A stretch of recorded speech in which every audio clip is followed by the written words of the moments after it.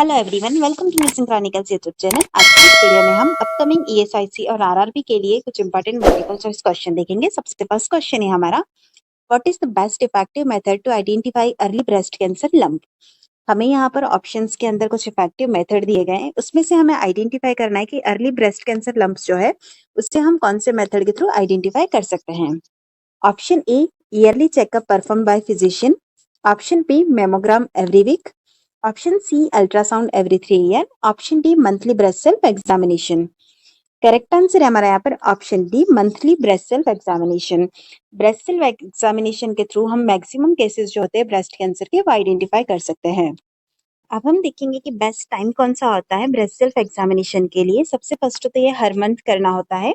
इसके बाद अगर हम यंगर एज में देखते हैं तो at the end of the period या फिर 7th to 10th day of menstrual cycle जो होता है वो ब्रेस्ट सेल्फ एग्जामिनेशन कर सकते हैं। मेनोपॉजल वुमेन जो होती है वो हर मंथ की एक सेम डे पे एग्जामिन कर सकती है। इसी के साथ ही ब्रेस्ट फीडिंग मदर जो होती है उन्हें एग्जामिन करना है तो उन्हें तब एग्जामिन करना है जब उनका ब्रेस्ट एम्प्टी हो गया हो बेबी को फीडिंग देने के बाद। इसी के साथ ही हमें मेमोग्राम एक ऑप्शन में दिया गया था जो कि हम ईयरली परफॉर्म करते हैं, ना कि वीकली करते हैं। मेमोग्राम भी ब्रेस्ट कैंसर को आइडेंटिफाई करने में हेल्प करता है। नेक्स्ट क्वेश्चन है हमारा, a client has been receiving imipramine, the nurse notify the health care provider if which adverse client response to the medication is noted. एक क्लाइंट है जो कि रिसीव कर रहा है एमिप्रामिन मेडिकेशन को, कौन सा ऐसा उसका एडवर्स रिस्पॉन्स होगा जो कि हमें यहाँ पर हेल्थ केयर प्रोवाइडर को नोटिफाई करना होगा। Option A, increased appetite. Option B, reported decrease in anxiety. Option C, increased sense of wellbeing. Option D, increased drowsiness. Correct answer है हमारा यहाँ पर ऑप्शन डी, इंक्रीज्ड ड्राउजीनेस। यहाँ पर हमें ड्रग दी गई है एमिप्रामिन जो कि एक एंटी डिप्रेसेंट ड्रग का एग्जाम्पल है। एंटी डिप्रेसेंट जैसा कि नाम से इंडिकेट है, इसको यूज में लिया जाता है डिप्रेशन को मैनेज करने के लिए। इसका आपको एडवर्स रिएक्शन देखने को मिलता है, सिडेशन।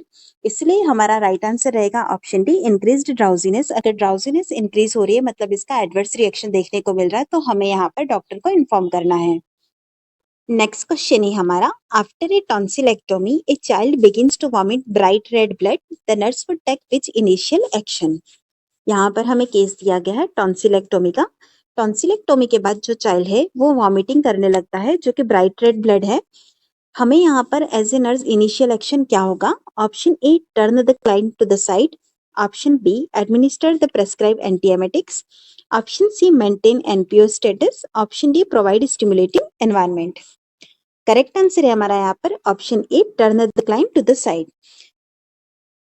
चलिए अब इसका हम रेशनल देखेंगे। हम चाइल्ड को टर्न करेंगे साइड में, इसका रीजन ये होता है कि हमें एस्पिरेशन से प्रिवेंट करना है क्योंकि यहाँ पर वॉमिटिंग हो रही है। अगर वो वॉमिटेड मटेरियल लंग्स के अंदर चला गया तो वहां पर एस्पिरेशन न्यूमोनिया डेवलप होने के चांसेस हो सकते हैं जो कि एक मोर फेटल कंडीशन है।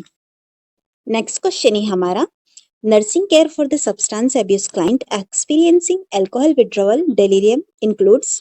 हम एक सब्सटेंस अब्यूज वाला क्लाइंट है जो कि एक्सपीरियंस कर रहा है अल्कोहल विड्रॉवल डेलीरियम के, तो उसके अंदर क्या इंक्लूड करेंगे। Option A, restrict fluid intake. Option B, maintaining seizure precautions. Option C, increased sensory stimuli. Option D, applying ankle and wrist restraint. Correct answer रहेगा हमारा यहाँ पर option B, maintaining seizure precautions.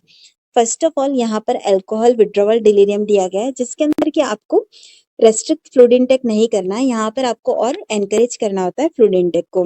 इसी के साथ ही यहाँ पर सेंसरी स्टिमुलाई को भी इंक्रीज नहीं करते हैं, हमें यहाँ पर काम एनवायरनमेंट प्रोवाइड करने की जरूरत होती है और अकॉर्डिंग टू कंडीशन हमें यहाँ पर रेस्टोरेंट की भी कोई जरूरत नहीं है, इसलिए राइट आंसर है हमारा ऑप्शन बी। नेक्स्ट क्वेश्चन है हमारा, The nurse has just administered ibuprofen to a child with a temperature of 102 degree Fahrenheit. The nurse would also take which action? एक नर्स ने एडमिनिस्टर किया आइबुप्रोफेन एक child को जिसका टेम्परेचर था 102 degree Fahrenheit. अब हमें यहाँ पर यह पूछा गया है कि इसके अलावा कौन सा एक्शन हमें लेना चाहिए। Option A, withhold oral fluids for 8 hours.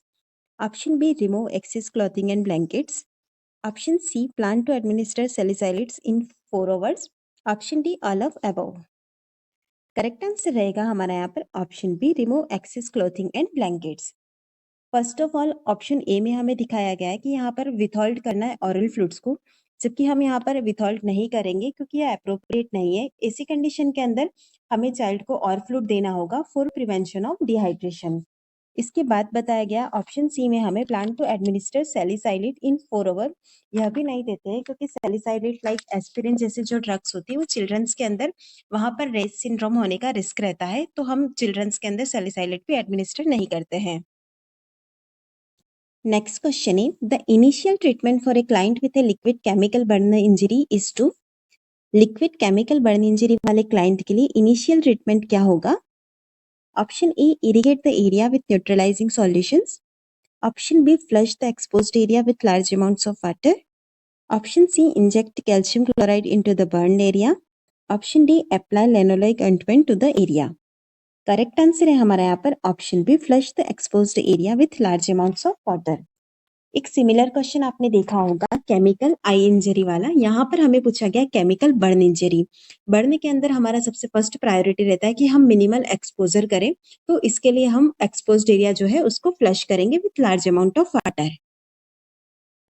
Next question है हमारा operative wounds heal mostly by. Operative wounds जो होता है वो मोस्टली किससे हील होता है?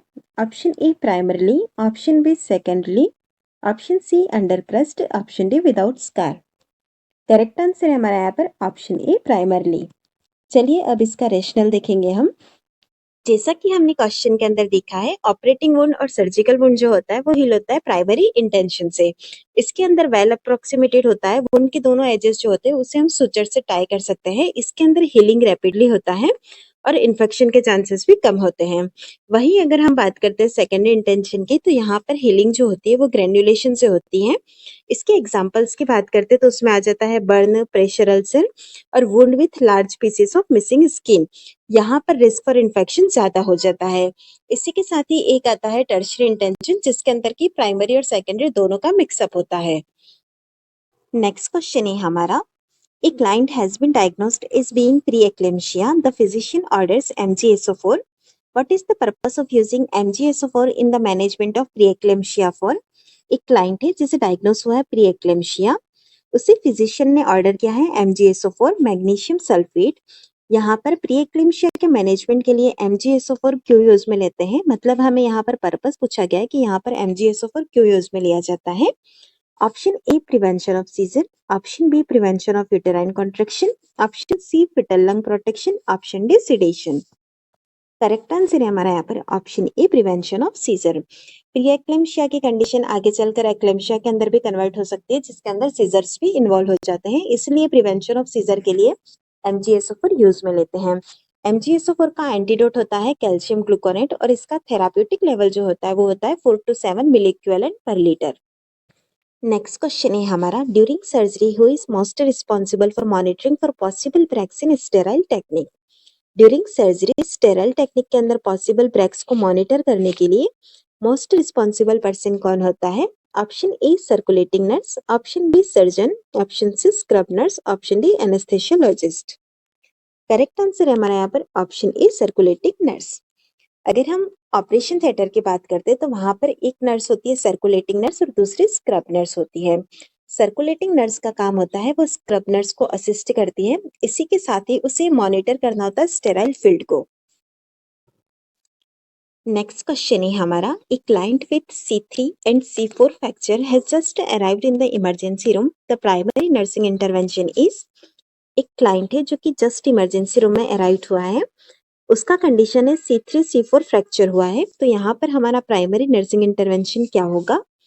Option A stabilisation of lower extremity, option B airway assessment and stabilisation of cervical spine, option C confirmation of spinal cord injury, option D normalisation of intravascular volume. Correct answer है हमारा यहाँ पर option B airway assessment and stabilisation of cervical spine. हमें यहाँ पर question में दिया गया C3 C4 फ्रैक्चर, यानी कि यहाँ पर सर्वाइकल इंजरी हुई है। जब भी सर्वाइकल इंजरी होती है तो हमारा सबसे फर्स्ट प्रायोरिटी होता है हमें एयरवे को असेस करना है, इसके बाद स्टेबलाइज करना होगा हमें सर्वाइकल स्पाइन को।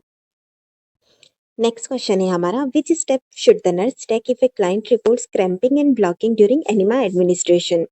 ड्यूरिंग एनिमा एडमिनिस्ट्रेशन एक क्लाइंट रिपोर्ट करता है क्रैम्पिंग एंड ब्लॉटिंग को, तो एज ए नर्स कौन सा स्टेप लेना चाहिए? Option A administer the enema slowly, option B stop administration, option C lower the height of the container, option D encourage the client to take short and panting breaths.